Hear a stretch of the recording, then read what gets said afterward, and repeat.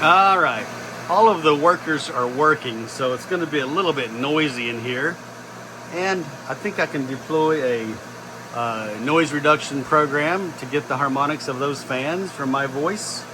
And I will activate it in 3, 2, 1, 0. That either worked or it didn't. I got a lot of power production in the Legacy Bat Cave. Legacy because of the old boys here working. All right, today's mission. I'm going to install the Fortress Power Guardian on these 8 batteries because I'm weaning myself of, well, let me just get into the details. Let me get over here where I can show you. I've got this old thing called the Xantrex Gateway. It's obsolete. And so it was replaced by Insight Home or Insight Facility. It's just trying to move to a more homogeneous system. So, the Fortress Guardian, it just talks to Fortress batteries, obviously. It won't talk to Pites.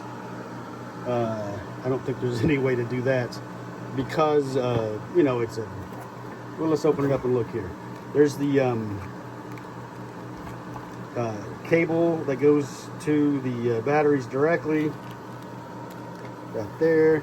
Here's the cable that goes to the NV inverter, if you happen to have one. That goes there. Little tiny instruction manual. What's included in the box. That can lay there. And then, oh, okay, get out. Thank you. We got the power brick and can tool. Okay, now, and then we have the Guardian itself. It's basically similar to the, okay, let me see here. All right, so now we got our pluggers for the can and communication, and then the power brick. So this is similar to the Schneider Insight Home. It's just collecting data from the battery, putting it on the web. I may either mount this or just lay it on the battery somewhere, or I might actually put it like this with my other instrumentation. It depends on how the Wi-Fi behaves. So I may actually wire the Ethernet port that it has directly into the router, and that way I don't have to mess with the Wi-Fi part of this. We'll see how it goes. Yeah, let me go get a scrap of DIN rail, or maybe there's a piece in the bottom here. Maybe there isn't. I don't know. I can look at my list here and see if it says this piece of DIN rail. The USB can tool, but found the can tool underneath that lid. I wonder if other people have mistakenly not found that can tool. That's a good question. All right, here we go. In this accessory box is a little piece of DIN rail, some anchors for drywall, other connectors to get into the I/O, and a power cable so you can run this directly from your battery bank. So, let's look at the other box. All right, accessory box number 2 has the universal power supply. I say universal, it probably runs from 90 to 300 volts AC. I'll have to take a picture and zoom in, but at least it runs on 120. How about that? Oh, sweet. I didn't realize the Guardian came with a whole nother scan tool, a CAN to USB adapter. Very nice. I mean, I have one.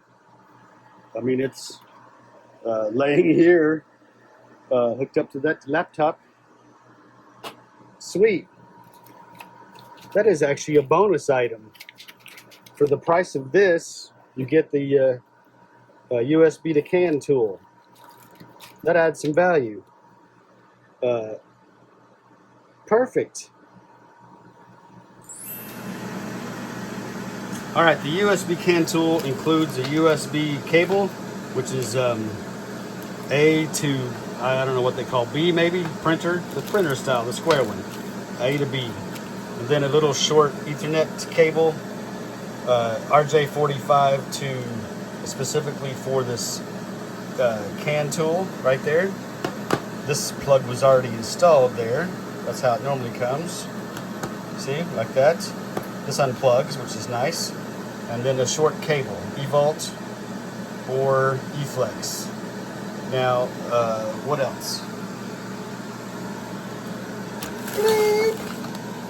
We got the little manual, quick start guide. We have a push pin, I assume for the reset button. And then we have the actual official list of items this package came in. I should have read first, of course. Now, let me figure out where I'm going to put this and get it plugged in. And you have to install the Fortress app for the Guardian, which I've already done, and I've already set up an account, etc., etc. And I will boot it up. All right, let's switch over between the Schneider gateway and plug this data cable. Get the green one, plug it in. We got that plugged in there, okay, and then plug the power in the gateway. I mean the, get confused here. Plug the power in the Guardian. Okay, wait for it to boot up. That's a nice location for it. It's above the Victron, above the batteries. And the Wi-Fi is there, so all right, let's wait for that to boot up and then we'll get the app going. All right, I downloaded the app from the App Store, and either sign in if you have an account or sign up, and then hit the plus button to add a new place. Next, to go to Bluetooth.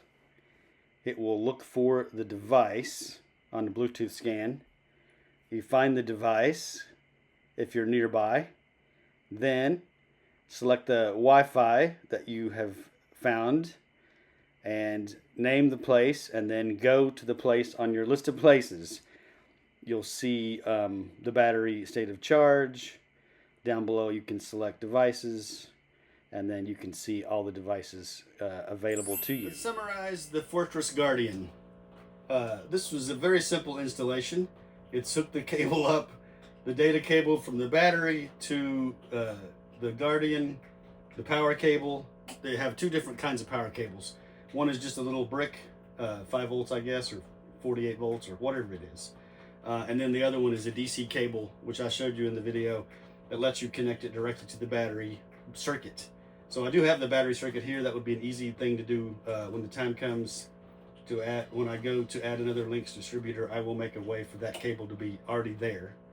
The benefit of the Guardian is that you can see the state of charge, the voltage, all the parameters of each battery in your system, each Fortress battery in your system, when you're away from home. That way you can know that everything's okay.